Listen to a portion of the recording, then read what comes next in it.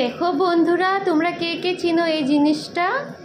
তোমরা কেউ বলতে পারবে এই জিনিসটার নাম? এটার নাম হলো বাঘের ডোগা।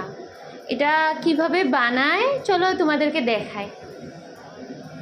তো মা, এটা কিভাবে বানাবে? এই যে এটাকে